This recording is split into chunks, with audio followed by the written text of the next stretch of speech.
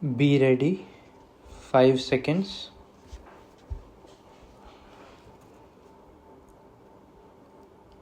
Start.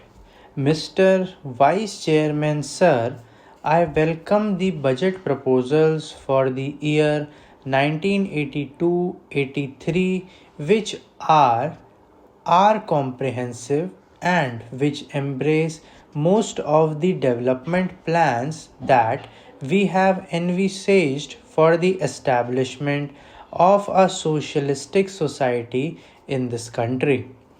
In spite of the taxation and the introduction of fresh duties, we find that the finance minister has succeeded in disturbing only a microscopic section of the people of this country to extract sufficient funds for our schemes. The finance minister has also succeeded in finding funds for almost all the development plans of this country, which will add to our good. While we discuss the general aspects of the budget, we will have to consider the activities of most of the sections that are now covered in the budget. Even though the provisions are there, I think, sir, the expenditure on some of the activities envisaged in this budget should be subjected to a thorough scrutiny.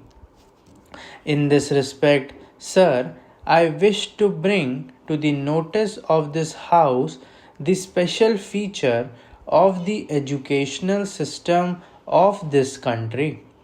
Some of the members have mentioned something about the educational system of this country, have remarked that the allocation of funds is not adequate and that the provision should be revised accordingly to the needs of this country. As the honorable member was speaking in Hindi, I did not thoroughly understand what he meant, but still, sir, the educational system has created a sort of confusion in our country over the last 15 years, and every now and then we had been changing the schemes and plans for educating our children, and various states have adopted different schemes which have actually created a feeling of disintegration among the people of this country. In some of the states, they have switched on to the regional language as the medium of instruction, and in some states, they think that English should be retained as the medium of instruction. But the people believe that the medium of instruction should be Hindi, that is the national language of our country. But, sir, the time is not yet ripe for us to switch on to Hindi. So, as and when we find it feasible, we may switch on to our national language, but till that time, we will keep English as the medium of instruction in all educational institutions. Sir, the other day the University Grants Commission submitted a report wherein they have mentioned that English should be the medium of instruction, at least in the colleges. Sir, it is my opinion that English should be retained in this country for years to come till we find that we could translate all the essential books on science and technology, etc., into Hindi, which should be able to help us in educating our boys, especially in the technical institutions, through Hindi as the medium. Here, sir, some of the members have pointed out with regard to the introduction of different types of education in the same state or in various parts of this country. We find that a majority of the children of our country are educated in the basic system, which brings out, as far as I know, second class citizens in this country who are to be governed by the boys who are sent to the public schools.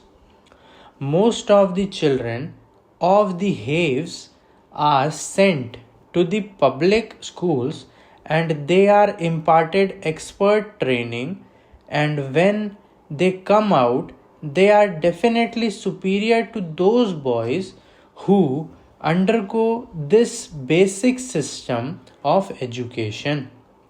If this basic education is considered to be the best of the development of our country in the socialistic way, we will have somehow or other to find some better means of imparting education whereby they will be able to compete with the students who are now undergoing training in the public schools. Unless we do it, we will be creating, as I previously mentioned, a second class of citizens in this country. I hope authorities who are concerned with the planning of education in this country will review their schemes according to the suggestions that I have put forth now. In the same way, sir, our country is mainly depending on our agriculture and industries for the development of our economy. But the agriculturists are an ignorant section of our people who do not find, in spite of the development in that sector of our economy of high production, a better income as the industrial section is having in this country. The industrial section is fast improving and their standard of living has gone high. At the same time, in spite of the better production in the agricultural section, the agrarian population has not come at par with the industrial section of this country. In the same way, industrial laborers are organized. Most of them are given so many benefits and advantages according to the legislation that is passed for the betterment of industrial laborers of this country.